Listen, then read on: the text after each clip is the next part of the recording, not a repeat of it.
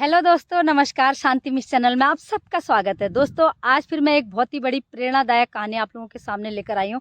और ये कहानी ऐसे शख्स की है जो बहुत दिन या बहुत दूर नहीं जाना होगा आपको। हाल ही की कहानी है, हालिया स्टोरी है। और जिसकी स्टोरी सुनकर कैसे फर्श से एक इंसान अर्श तक पहुँच सकता है, सिर्फ अपनी मेहनत, लगन, रात दिन की अपनी दृढ़ संकल्प इच्छा और सबसे बड़ा अपना लक्ष्य हमको कैसे पार करना है।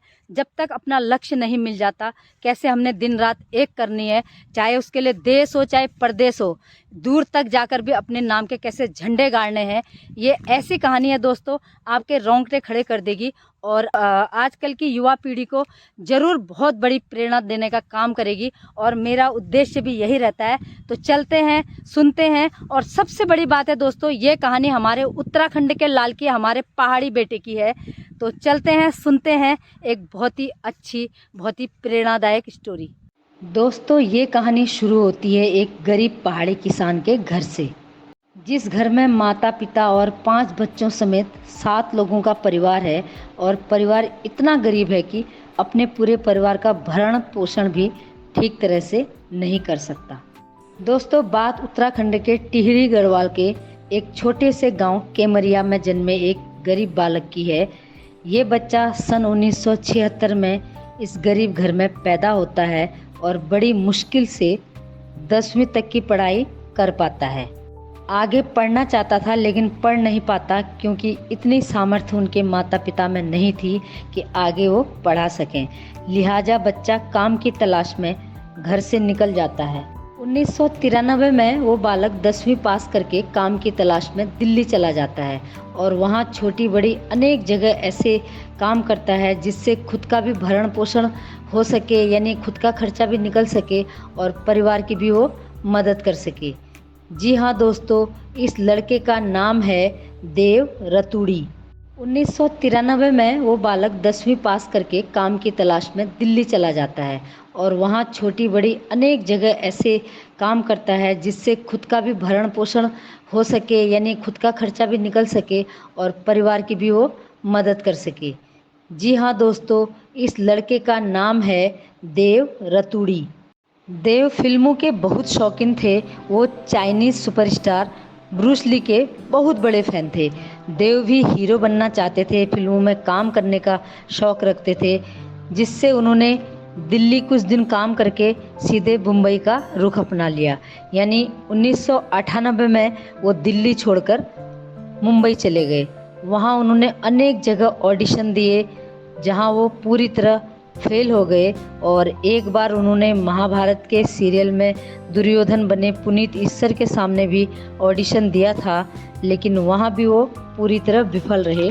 अब उन्हें लगा कि मुंबई में तो बात बनने वाली है नहीं, तो उन्होंने अपने लिए कुछ पैसे जमा किए और उन्होंने चाइना का रुख अपना लिया।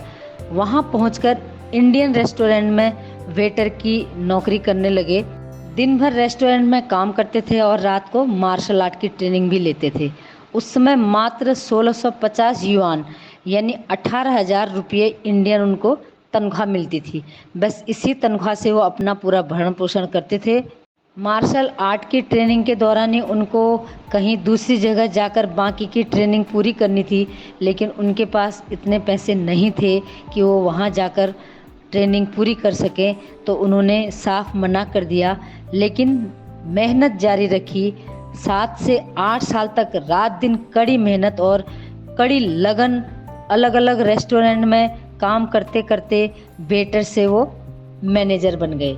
इसी दौरान फिर वो 2011 में अपने घर यानी अपने गांव वापस आए और आकर उन्होंने ऋषिकेश में रहने वाली अंजलि नामक लड़की से शादी रचा डाली। कुछ दिन गांव में रहकर उसके बाद वो सीधे चले गए फिर से चाइना। वहाँ जाकर 2013 में उन्होंने अपना खुद का रेस्टोरेंट खोला।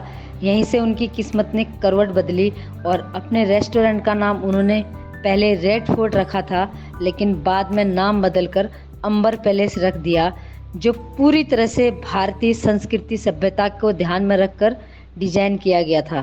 कहते हैं ना दोस्तों, जब तुम किसी चीज़ को पाने की इतनी कोशिश करते हो, इतनी चाहत रखते हो, तो भगवान भी कहीं ना कहीं से रास्ता खोल ही देता है। ठीक इसी प्रकार इनके साथ भी घटना घटी।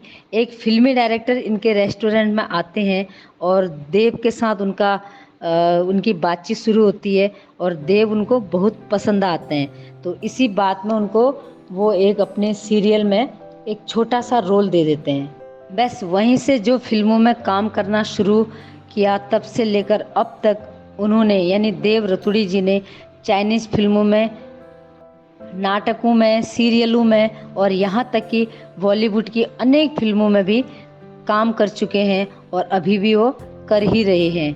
अब उनके खुद के 8 रेस्टोरेंट हैं। वो अपनी पत्नी और बच्चों के साथ शियान शहर में यानी चीन के शियान शहर में रहते हैं और वो कहते हैं कि चाइना के लोगों ने उन्हें भरपूर सम्मान दिया, प्यार दिया और हमेशा उनके दुख सुख के वो साथी बने रहे। कभी भी परायेपन का एहसास नहीं होने दिया। दोस्तों, वो चाहे विदेश में रहकर भी बिजनेस कर रहे हों, लेकिन अपने देश और खासकर अपने पहाड़, अपने गांव घर के लिए उनका प्यार कभी भी कम नहीं हुआ। यानी वो अपने पहाड़ को कभी भी नहीं भूले। ये चीज़ उन्होंने अपने रेस्टोरेंट में दिखाया है। अपने गांव से कम 150 से 200 तक के लोगों को वो चाइना ले जाकर अपने ही रेस्टोरेंट में काम दिलाया है। जहां स्टाफ में 60 से 70 लोग काम करते हैं, वहां कम से कम 40 से 50 उत्तराखंड के उनके अपने गांव के ही लोग होते हैं वहां पर। और यानी उन्होंने अपने गांव की भी बेरोजगारी दूर कर दी है। दोस्तों, अब बताती हूँ मैं उनकी खास बात, जिस वजह से मैंने आज का ये वीडियो बनाया है। दोस्तों, चाइना में वो बहुत चर्चित हो चुके हैं।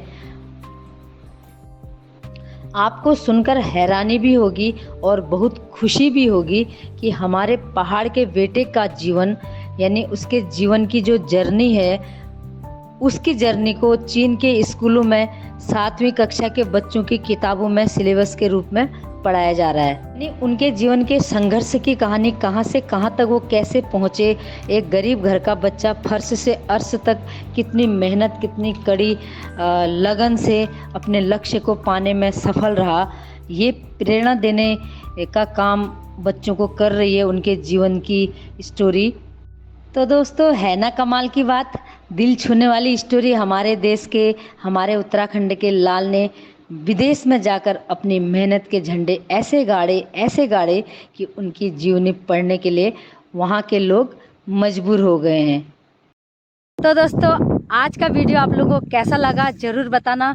मेरे वीडियो बनाने का मकसद आप जानते हैं कि मैं कुछ अच्छा मैसेज, कुछ सकारात्मक चीज़ पहुंचा पाऊँ लोगों तक, समाज तक मेरे वीडियो के माध्यम से। यही मेरी कोशिश रहती है। तो फिर किसी और ऐसी प्रेरणादायक कहानी के साथ फिर से आऊँगी। तब तक के लिए इजाज़त दीजिए। आज का वीडियो देखने के लिए बहुत बहुत धन्यवाद। नमस्कार।